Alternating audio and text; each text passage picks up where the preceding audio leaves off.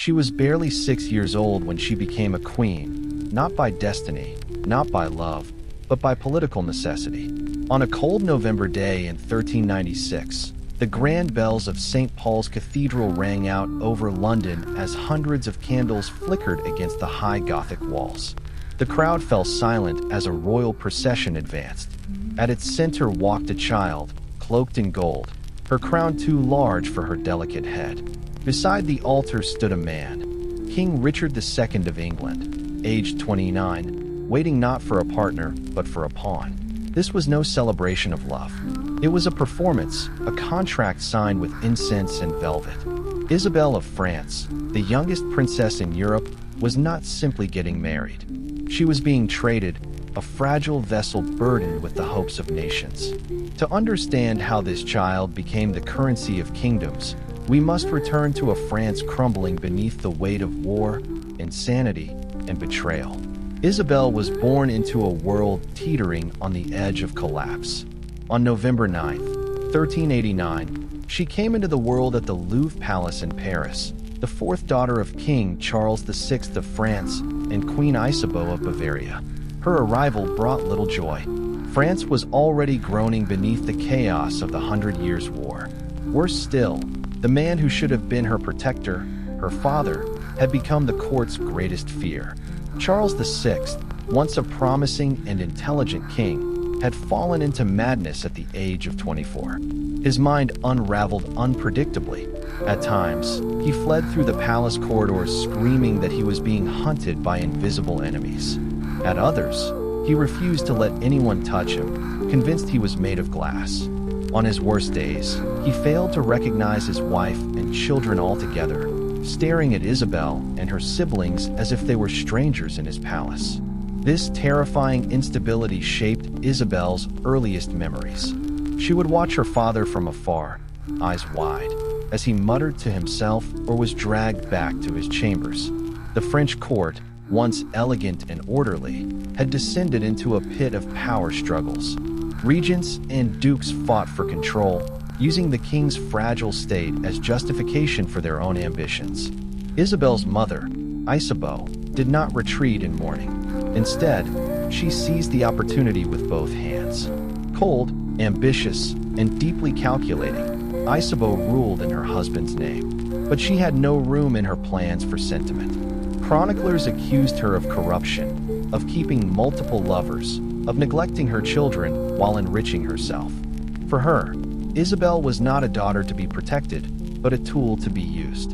In a palace swirling with treachery, whispers, and war, Isabelle grew up knowing that love was conditional and power came at a cost. As the political situation deteriorated, the children of the French court became more than heirs, they became assets. France was bleeding from within. Not only was it embroiled in the 100 Years' War with England, but two powerful factions, the Armagnacs and the Burgundians, vied for influence, splitting the nobility. Every alliance, every marriage, every coin became a weapon in a war that had no front lines. Isabelle's sisters were sent away in politically motivated marriages. One by one, they disappeared from her life. Her mother, unmoved by tears, promised them away like parcels. Isabelle was too young to understand the full weight of it then, but she watched, learned, and grew quiet. Even as a child, she sensed that her time would come, and it did. In 1396, as France looked for a way to pause the never-ending war with England, a proposal arrived. King Richard II of England had lost his beloved wife, and of Bohemia, and was seeking a new match. But he didn't need affection. He needed peace, a secure alliance, and a massive dowry. For France, this was a golden opportunity. The Duke of Berry, one of the most powerful men in the realm, stepped forward with a plan. They would send Isabelle, just 6 years old, to marry Richard. In exchange, England would receive £800,000 and promise a 28-year truce. The court debated, but the decision was never truly in doubt. Isabelle's youth was concerning, even by medieval standards. Some English advisors pushed back, suggesting the king should wait until she was of age. But Richard was desperate. Besieged by rebellion and facing financial ruin, He saw in this child a temporary salvation. The negotiations dragged on for months, conducted like business deals in a merchant's hall. Ambassadors haggled over the terms, while Isabelle's future was measured in gold. When all was agreed, she was summoned. She did not cry. She packed a small chest with her favorite dolls and a tiny lapdog that followed her everywhere. Her father, Charles VI, in a rare moment of clarity, blessed her with trembling hands and tear-stained cheeks. Her mother, by contrast, treated the farewell as the closing of a profitable deal. There was no emotion in her eyes as she handed her daughter over to foreign hands. The journey to England was long and ceremonial. A grand French escort accompanied Isabelle, parading her through each English city with all the pomp the alliance demanded. Lords and ladies knelt before her, offering gifts and hosting banquets. But behind the pageantry was a tired child. Isabelle was overwhelmed. She cried at night, asked to return home, clutched her dog for comfort. Yet the adults around her spoke only of treaties, of glory, of the dawn of peace. Her fear and homesickness were drowned beneath diplomatic applause. When she arrived in London, the city transformed itself into a stage.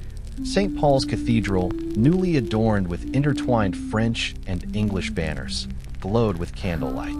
Choirs sang in both languages. The air was heavy with perfume and incense. Thousands gathered to watch the wedding, not out of affection, but curiosity. Here was the bride, a girl of 6, walking slowly toward the altar under layers of brocade and silk. King Richard II waited with forced composure. He was considered elegant and scholarly, a patron of poets. But now he stood stiff, a man marrying a child he did not know. His gaze was not affectionate, but resigned. During the ceremony, Isabelle said nothing. The Archbishop of Canterbury had to bend down to reach her hand. The golden ring slipped loosely onto her small finger. Her eyes darted across the cathedral, searching in vain for a familiar face, for her mother, her sisters, anyone from home. But they were not there.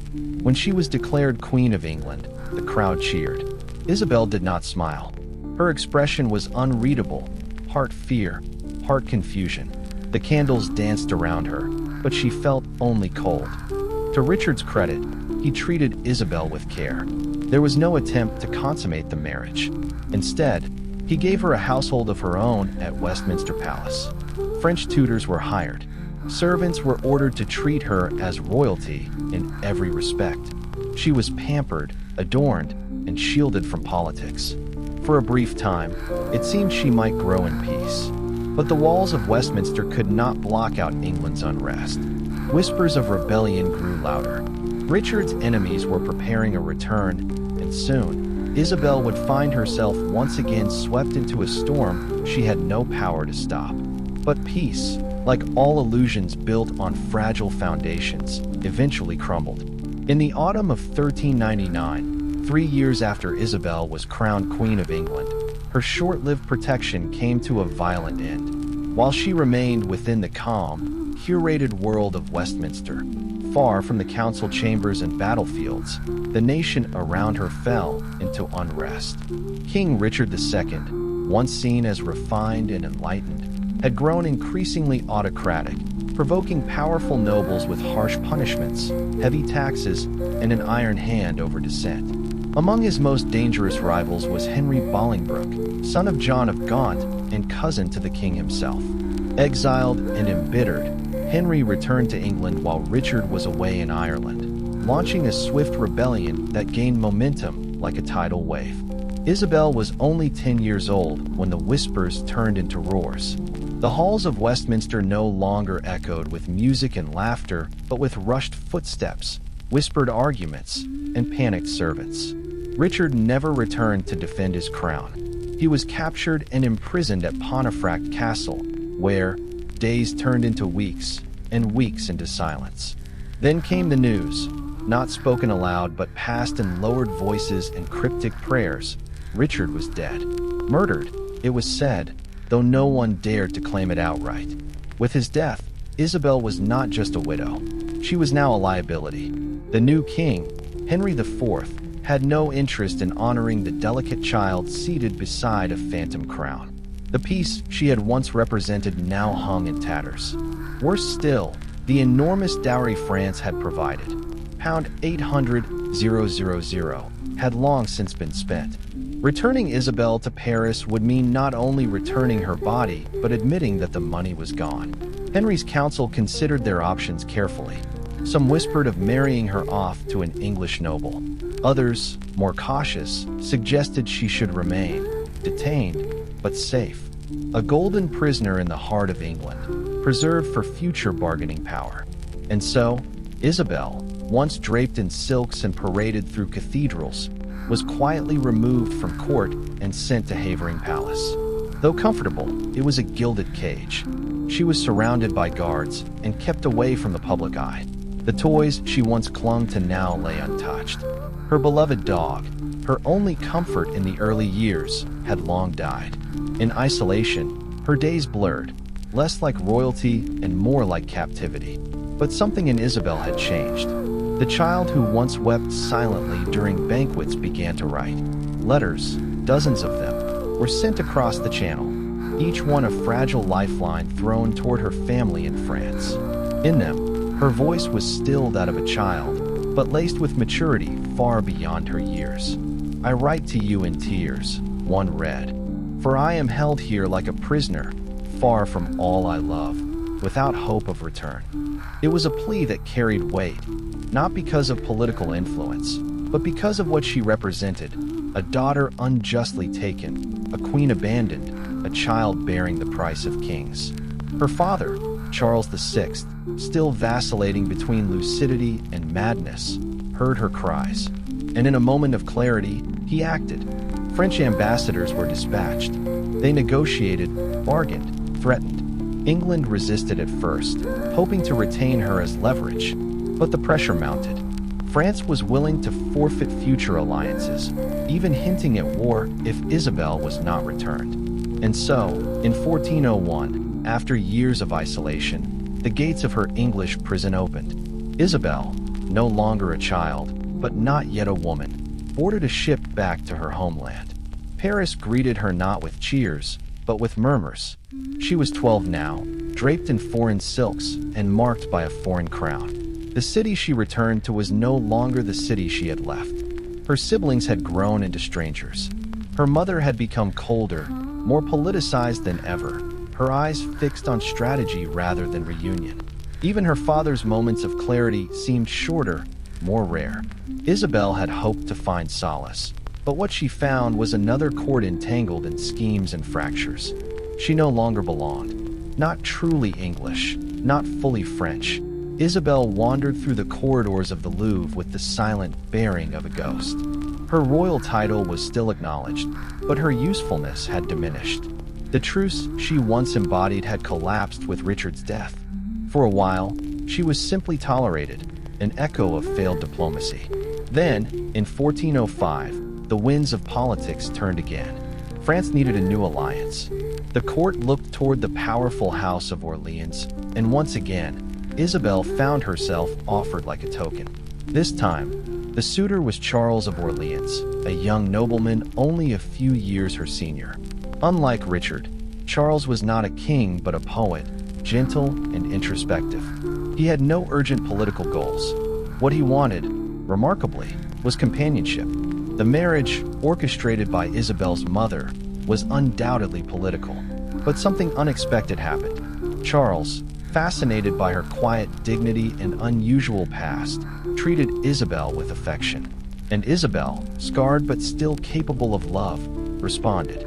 For the first time in her life, her marriage was not a transaction. It was a connection. Their court, though modest, became a refuge from the turbulence beyond. They read poetry, shared stories, wrote verses to one another. In Charles, Isabelle discovered what had been denied to her for so long: tenderness. For a brief span of years, she was happy. But happiness in Isabelle's life never lasted. In 1407, war returned to France in another form. Charles of Orleans took up arms at the Battle of Agincourt and was captured by the English. He would spend the next 25 years in captivity, as Isabelle once had. Now, at just 18, she was a widow in all but name. With her husband gone, her security evaporated. The court shifted its attention elsewhere.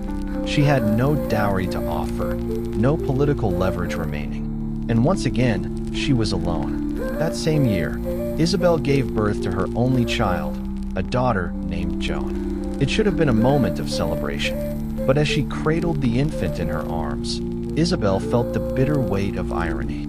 She had been born into politics. She had been used, abandoned, reclaimed, and repurposed. Now her daughter would inherit that same fate, a girl destined to become yet another pawn in the games of kings and councils. Isabelle's health weakened. The birth had been difficult. The doctors whispered behind closed doors.